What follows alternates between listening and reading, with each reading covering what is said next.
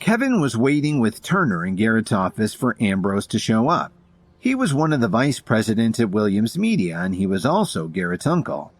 Minutes later, he angrily burst in the door. Garrett smiled when he saw his uncle walk in the room. He quickly ran up to him and said, "Uncle Ed, thanks for getting here so fast." Then Garrett lied about what had just happened in the sales office downstairs. As Ambrose listened to his nephew's story, his eyes fell on Kevin. "So this horrible situation is all your fault?" Ambrose asked him. "What did you say?" Kevin replied with a smile. Ambrose's eyes narrowed as he responded. "How dare you talk to me like that? You sure have a lot of nerve." "You'd be surprised at how much nerve I've got," Kevin said as he sat down on the sofa. Garrett pointed his finger at Kevin and shouted, "Who do you think you are? Nobody said you could sit down." Turner could only shake his head. Since Ambrose was already here, it meant the whole thing was out of his hands. "There's no quarrel between us, Mr. Turner, wouldn't you agree?" Ambrose asked him. Before Turner could say anything, Garrett whined. "But Uncle Ed, he said he wanted to fire me." Garrett folded his arms on his chest and looked at Turner arrogantly. "Is this true?" Ambrose said with a frown. "Yes, Uncle Ed, not only did he say he wanted to fire me, he embarrassed me in front of all the customers and even my employees," Garrett blubbered. "I told him you're my uncle, but he still wouldn't listen. He obviously doesn't have any respect for you." When Ambrose heard this, he frowned and looked over at Turner. "Mr. Ambrose, I've seen the surveillance footage from the showroom. It proves that this whole mess is entirely Garrett's fault. If you let me show it to you, you'll see that the company has no choice," Turner explained. "There's another choice that you seem to have ignored." Ambrose pointed toward the office door and said, "Mark Turner, as vice president of Williams Media, I must inform you that you have been terminated." Garrett smiled broadly as he saw the look of dejection on Turner's face. "Turner, I told you this would happen," Garrett said with contempt. "But if you make this worthless piece of crap apologize to me, I'll ask my uncle to keep you in the company." "Mr. Ambrose, you're quite an executive," Kevin said to Ambrose flatly. "Who said you could speak?" Garrett asked as he walked over to Kevin. "There's nothing you can do about this, and your buddy Turner can't do anything either." Kevin was getting tired of Garrett and got to the point. "What are you asking for?" When Garrett heard this, he smiled, thinking that Kevin was afraid. "It's simple," he said. "All I want is an apology. Apologize for being a worthless piece of crap." You could have heard a pin drop. Even Garrett's uncle felt that he had gone too far this time. But since Ambrose already had gone to the trouble to rush over to the office, he had to follow through on his threat. "Garrett, that's enough," Turner said in exasperation. Ambrose and Garrett didn't know it, but he was under orders to protect Kevin. He couldn't possibly let Kevin be humiliated like this and then report back to his director. "Turner, this is none of your business. To tell you the truth, I've never liked you," Garrett said arrogantly. "You know what? You can apologize too." Kevin stood up and walked slowly up to Edward Ambrose. "Are you sure you want to continue to let him do whatever he wants?" Kevin asked in an unusually confident tone. For some reason, when Ambrose looked into Kevin's eyes, he felt extremely uneasy. Garrett came up to Kevin from behind and grabbed his shoulder. "Didn't you hear what I said?" In a flash, Kevin turned around and defended himself by pushing Garrett away. Garrett, in a daze, rubbed his chin and moaned. "How dare you hit me? You'll pay for this. Remember, the Butcher family didn't get its reputation for taking crap from people like you." "Young man, aren't you going a little too far?" Ambrose asked Kevin. "Why don't you go downstairs and ask all the witnesses who's going too far?" Kevin replied. Ambrose responded sternly. "It looks like this isn't going to end peacefully." "I'm curious. How do you expect it to end?" Kevin retorted. "It's quite simple. You're going to apologize to Mr. Butcher, then you're going to give him an additional $75,000 to compensate him for all the trouble you've caused," Ambrose declared. Turner opened his mouth to complain, but Ambrose slapped him on the cheek before he could say anything. "You have no voice here," Ambrose told him. "You are no longer a Williams employee. If you don't leave now, I'll call security and have you thrown out." Seeing Ambrose strike Turner like that, Kevin decided that he'd had enough of this. "Mr. Ambrose, do you always hit employees during company meetings?" Then he added in a sarcastic tone, "You know, HR frowns on this kind of behavior." Ambrose answered, "If you can hit my nephew, then I can slap Turner," he continued. "Now apologize and give my nephew his compensation. Otherwise, you won't like what happens next." Kevin didn't answer. He just stared at him as he considered his options.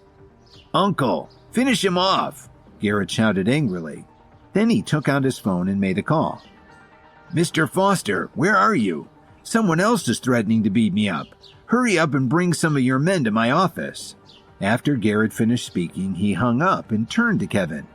"Now you're going to get your legs broken," he roared. "Well, you can try," Kevin replied. Garrett made a fist and started to take a swing at Kevin, but before he could even hit him, Kevin gave him a hard slap in the face. Garrett staggered and fell back into his chair. Kevin was surprised at how hard he had hit Garrett. He was only going to give him a slap to bring him back to his senses, but he was feeling a lot stronger than usual. "You shouldn't have done that," Ambrose snarled. "Did you like that? That's how you hit Turner just now," Kevin said calmly. Turner stared at Kevin blankly. He was starting to see that there was more to Kevin than meets the eye.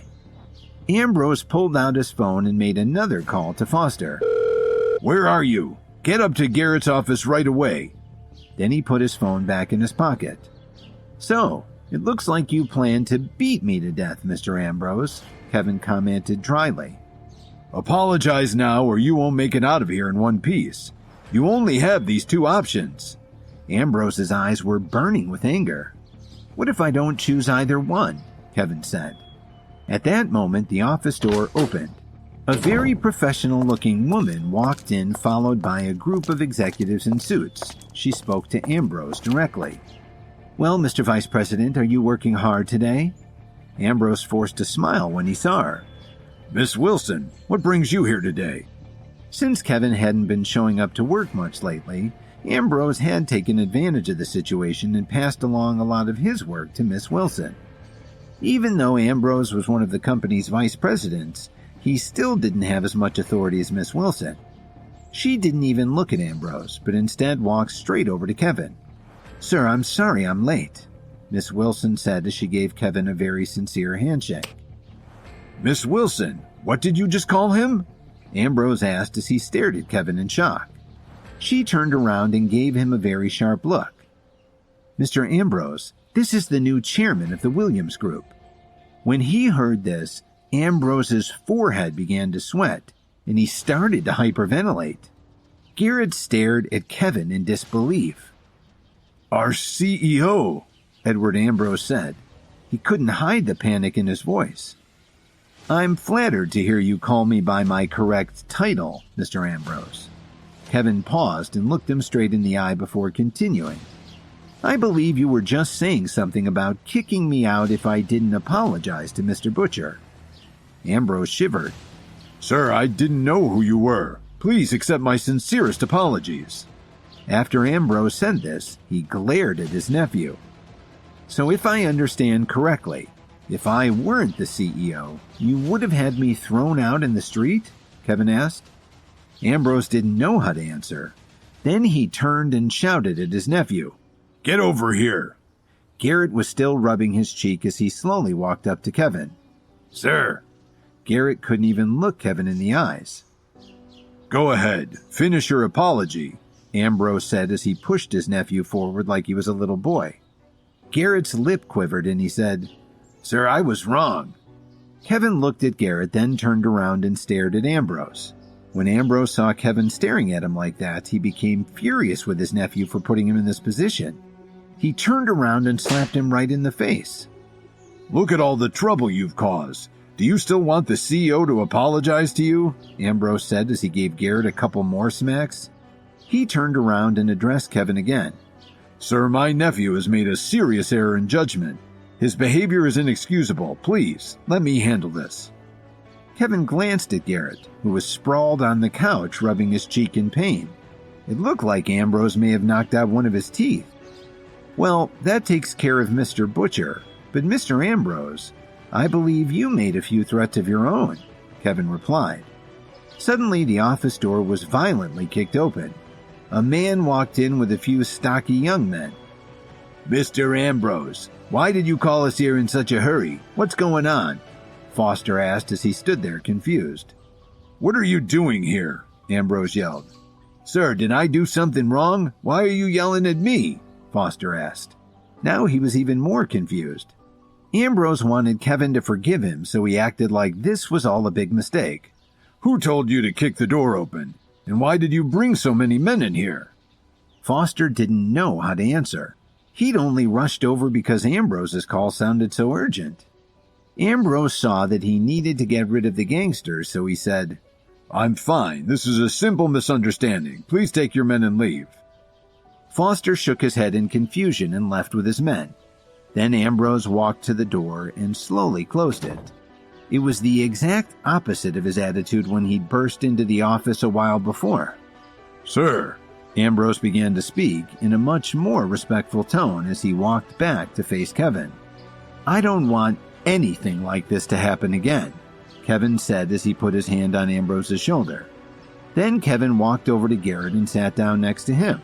He said, So, Mr. Butcher, are you still going to have my legs broken? I'm sorry, sir. I didn't know who you were, Garrett said in defense of his actions. Kevin slowly stood up. He looked down at Garrett and asked him, So this is how you apologize? Ambrose was disappointed in his nephew, but Garrett understood what Kevin meant. After taking a deep breath, Garrett struggled to stand up.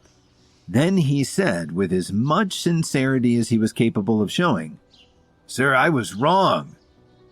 I'm sorry, your voice was too soft. I couldn't hear you clearly, Kevin said with a slight smirk. Mr. Williams, I'm sorry. Please forgive me. His eyes were welling up with tears.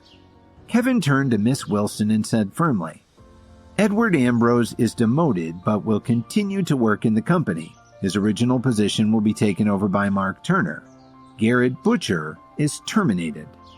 After giving her these instructions, Kevin left the office without even looking back. When he got to the first floor, Lily and Rachel were still waiting for him. Lily immediately walked up to him, touched his arm, and asked, Are you all right? Kevin looked at her in surprise. This was the first time he could remember Lily showing so much concern for him. Then Kevin smiled and replied, Of course I'm fine. Vice President Ambrose, who works for Williams, came over to find out what had happened. Then he apologized to me. Lily, I told you he'd be fine, Rachel said.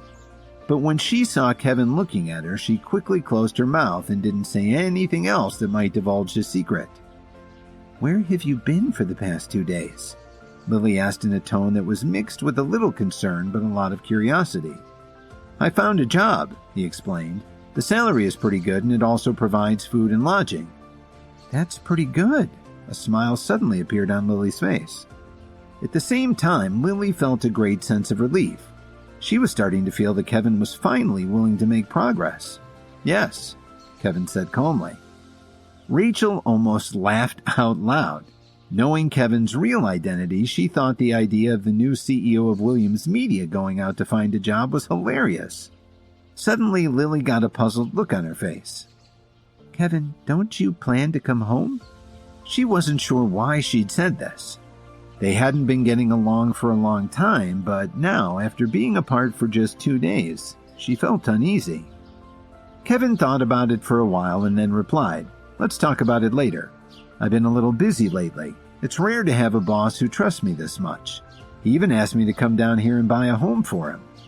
Lily didn't ask who it was. After all, there were a lot of rich people in Chicago. Then she asked nervously, Why did you take my place as Bradley's hostage? Weren't you afraid? Kevin looked at Lily lovingly and replied, You're my wife.